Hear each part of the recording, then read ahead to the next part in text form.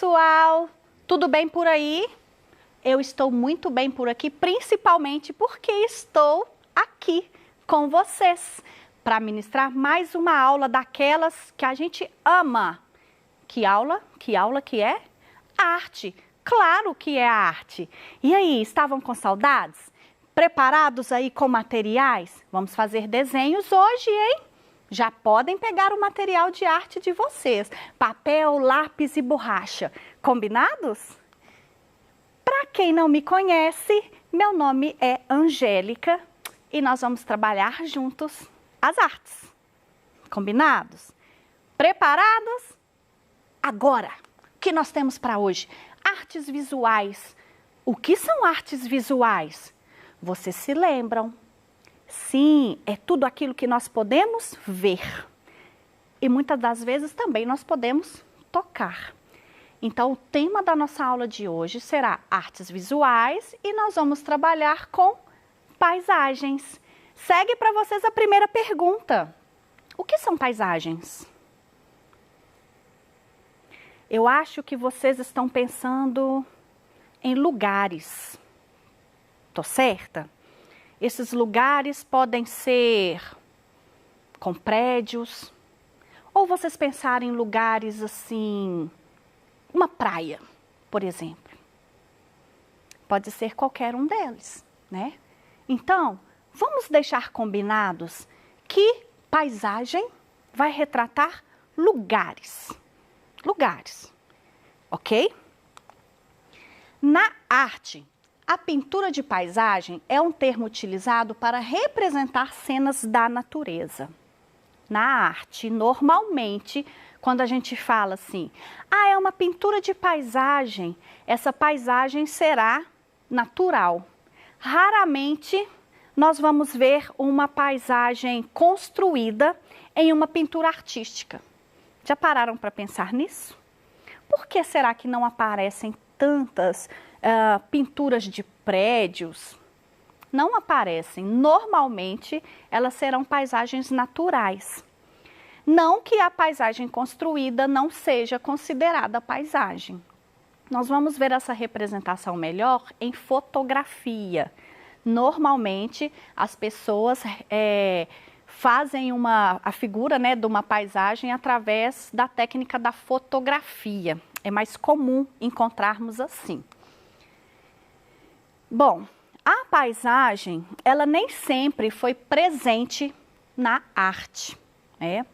Há muito tempo atrás, vamos retomar ali, lá no período bizantino, né? Época que eram representadas muitas imagens cristãs. Não era muito comum a representação de paisagem. A representação normalmente era de pessoa. Deixa eu dar uma avançada aqui para mostrar uma coisa para vocês. Nesse período da arte bizantina, observem aí, são representadas figuras normalmente religiosas, né? A pintura ela tinha esse objetivo, mesmo porque o cristianismo estava em alta, e a população era em sua maioria analfabeta, não sabia ler, e a mensagem deveria ser transmitida para essas pessoas. Como? Através de desenho. O desenho é uma comunicação bem fácil, né, para nós compreendermos. Mas acontece que eles não tinham ainda pensado que poderiam representar pessoas com uma paisagem ao fundo. Então, no período antes do Renascimento, que é o período lá das tartarugas ninjas, lembram?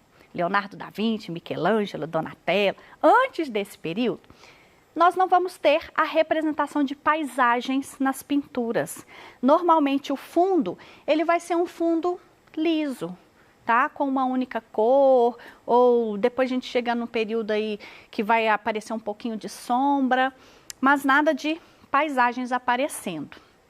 No Renascimento, Giotto é o primeiro que vai abandonar esses precedentes modelos da arte bizantina, ou seja, aquela representação da pintura que não aparece paisagem, apenas as pessoas e o fundo é um fundo liso.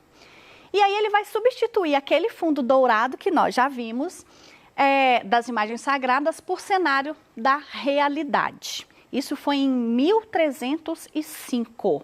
Então, olha só, Continuamos ter aqui representações de imagens bíblicas, né, de figuras bíblicas, porém ao fundo já há uma tentativa de representar uma paisagem. Aqui nessa imagem é um pequeno recorte desse quadro, certo? Onde aparece aí como se fosse uma estrada, né, numa tentativa de produzir uma perspectiva. Aquilo que dá a sensação para a gente que está longe ou que está muito próximo, né? Então, veja só a diferença. Nós temos aqui no Renascimento e a paisagem, ela reaparece lá, enquanto no período bizantino não aparecia paisagem alguma. Então, a paisagem, ela não era o objetivo principal. Ainda não existiam, assim, pinturas de paisagem. A paisagem, ela ficava sempre em segundo plano, tá? Ela não era tão importante. Bom, então na pintura do período do Renascimento, os artistas tinham desejo de fazer obras com maior proximidade do real possível, utilizando técnicas como a perspectiva, luz e sombra, texturas e cores. Nesse período do Renascimento, surge a tinta a óleo. Até então não tinha essa tinta. Eles trabalhavam com uma tinta chamada têmpera. E essa tinta têmpera, ela secava rápido demais, então não tinha como ficar corrigindo, refazendo um trabalho. Com o surgimento da tinta a óleo, as coisas mudaram. Por quê? O artista pintava e observava. Tá bom, não. Vou mudar. Ele poderia raspar a tinta, porque tinta a óleo demora, gente, mais de 30 dias para secar. Ele poderia remover, ele poderia passar uma outra camada, e isso facilitou demais o desenvolvimento daquilo que nós conhecemos hoje como o desenho realista na pintura, tá? Ele tinha essa possibilidade de correção. E havia uma intenção de falar assim também, poxa, não, vou pintar essa pessoa assim, um fundo de cor clara ou cor escura, eu quero que ela esteja em algum lugar. E aí eu trouxe para vocês uma obra bem conhecida, que é Mona Lisa. A Mona Lisa, ao fundo dela, tem uma paisagem. E eu vou falar com vocês uma coisa, eu adoro falar assim, ó. Gente, vamos fazer uma releitura de Mona Lisa? Aí vocês acham que vocês lembram que ao fundo tem uma paisagem? Lembra não. Aí eu vou lá e falo, cadê a paisagem? Falo sim. Porque vocês lembram só da Mona Lisa. Por quê? Porque ela é, de fato, a figura central. A paisagem está em segundo plano, mas ele está lá. Ok? Aproveita e dê uma observada aí como que é a paisagem ao fundo de Mona Lisa. Bom, as obras de arte expressam diversas vezes paisagens naturais e ou construídas pelo homem. Foi o que eu estava dizendo lá no comecinho da nossa aula.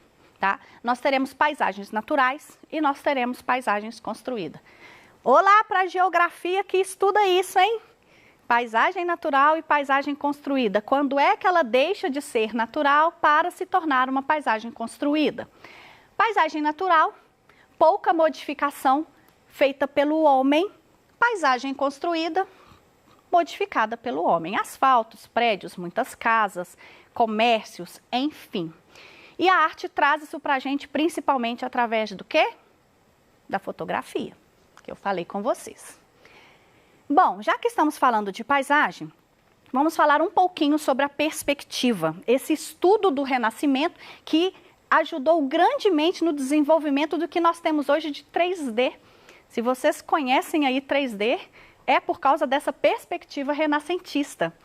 Vocês já ouviram falar em linha do horizonte? Vão ouvir falar agora. Prestem atenção. Na arte, para a gente começar uma perspectiva linear, nós vamos começar sempre pela linha do horizonte. Vamos imaginar a linha do horizonte assim, ó. Todo mundo, fechem os olhos. Vamos para a praia. Aí você está lá no mar. Aí você abre seus olhos. O que que você vê? Você vê o mar lá, terminando lá no fundo. E onde o mar termina, começa o céu. Não é assim? Essa linha onde os nossos olhos alcançam o máximo, aquilo é considerado a linha do horizonte. E para onde nós estamos olhando, nós vamos chamar de ponto de fuga, ok? Deste ponto de fuga, vão surgir para nós linhas. Essas linhas, elas vão divergir. Elas saem do ponto de onde eu estou olhando e quanto mais, vou colocar assim para vocês, se aproxima de mim, maior ela fica. Isso nos dá a sensação de profundidade. Vamos experimentar? Vamos. Bom, peguem uma folha aí. Vamos experimentar fazer isso, ok? Como que isso funcionaria? Não reparem meu desenho, tá, pessoal? Bora. Linha do horizonte. Aqui está. Minha linha do horizonte. Eu vou colocar no centro o ponto de fuga. Ah, esse meu ponto de fuga, na verdade, será uma casinha. Vou fazer de conta que o ponto é a portinha da casinha, tá bom? Atrás dessa casinha, eu quero que tenha aqui um matinho.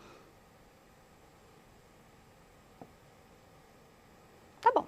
Meu matinho acompanha ali a linha do horizonte.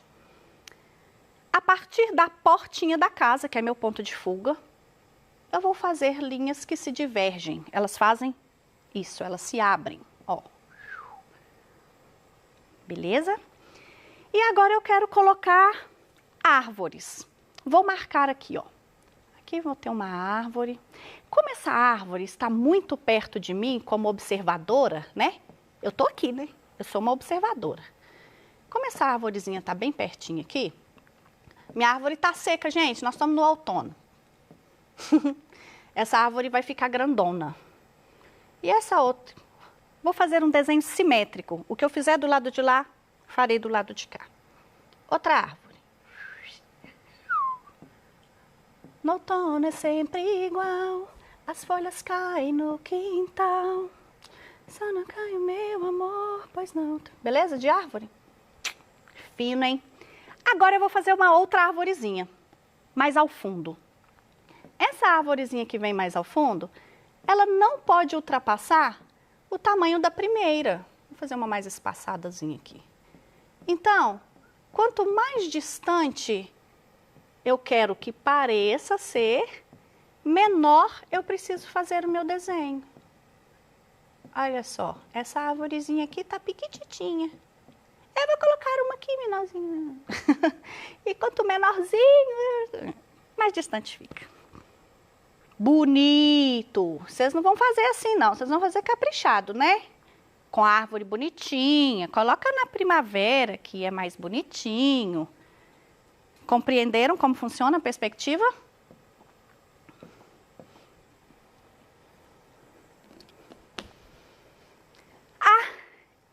Existem também paisagens inventadas. Muitos artistas gostam de trabalhar com paisagens inventadas e uma delas é Tarsila do Amaral. Eu trouxe aí duas paisagens, na verdade, né? Para vocês observarem da Tarsila do Amaral. Essa paisagem, ela existe na realidade? As árvores são assim, com folhas em formatos de coração?